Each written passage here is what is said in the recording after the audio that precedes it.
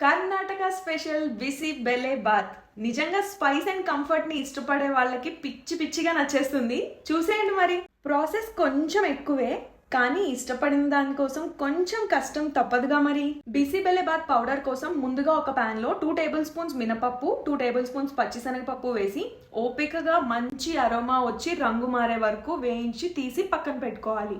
ఇప్పుడు అదే పాన్ లో 5 టేబుల్ స్పూన్స్ ధనియాలు వేసి మంచి సువాసన వచ్చే వరకు వేయించి 1 టేబుల్ స్పూన్ బియ్యం యాడ్ చేసి 2 నిమిషాల పాటు వేయించి తీసి పక్కన పెట్టుకోవాలి. నెక్స్ట్ 1/2 టేబుల్ స్పూన్ మెంతులు ఎర్రగా మారే వరకు వేయించి 1 టేబుల్ స్పూన్ జీలకర్ర వేసి 1 నిమిషం పాటు వేయించి తీసి పక్కన పెట్టుకోవాలి. ఇప్పుడు 4 దాల్చిన చెక్క, 3 లవంగాలు, 8 నుంచి 10 మిరియాలు వేసి 1 నిమిషం వేయించి పక్కన పెట్టుకోవాలి. ఇప్పుడు ఒక 1/2 కప్ తురిమిన కొబ్బరి కలర్ మారే వరకు వేయించి తీసి పక్కన పెట్టుకోవాలి. నెక్స్ట్ కారం కోసం 4 గుంటూరు మిర్చి, 8 నుంచి 10 బ్యాడగి మిర్చి వేసి ఒక 2 నిమిషాలు వేయించి చివరిగా 1 టేబుల్ స్పూన్ గసగసాలు వేసి 2 నిమిషాలు వేయించి పక్కన పెట్టుకోవాలి.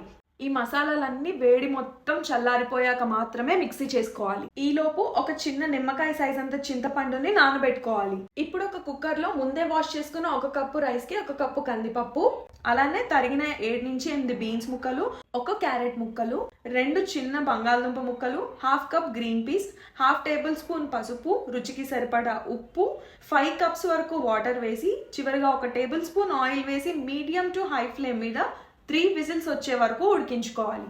అన్నం ఉడికేలోపు ఇందాక మనం పక్కన పెట్టుకున్న మసాలాలన్నీ ఫైన్ పౌడర్ లా మిక్సీ పట్టుకోవాలి.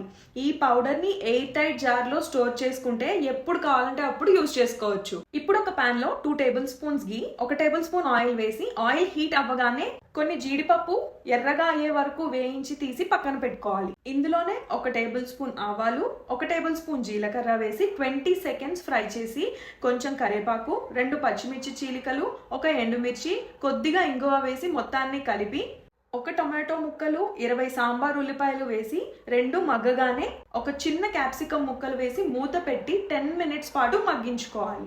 ముక్కలన్నీ మగ్గగానే మనం ఉడికించుకున్న అన్నంలో వేసి కలిపి ఇందాక నానబెట్టిన చింతపండు రసం కూడా వేసి కొంచెం బెల్లం, కొద్దిగా వాటర్ యాడ్ చేసి 10 మినిట్స్ పాటు ఉడికించుకోవాలి. 10 నిమిషాల తర్వాత 5 టేబుల్ స్పూన్స్ వరకు మనం గ్రైండ్ చేసిన బిసిబెల్లెబాత్ పౌడర్ వేసి మొత్తాన్ని కలిపి ఇక్కడ ఉప్పు సరి చూసుకొని అడ్జస్ట్ చేసుకోవాలి. చివరిగా కాస్త కొత్తిమీర తరుగు వేసుకొని కలుపుకొని దింపేయడమే. వేడి వేడి ఈ బిసిబెల్లెబాత్ పైన మనం వేయించుకున్న జీడిపప్పు తగిలించి బూందీ, రైతా, పాపడ్ మీకు ఇష్టం ఉన్న దాంతో ఎంజాయ్ చేయండి.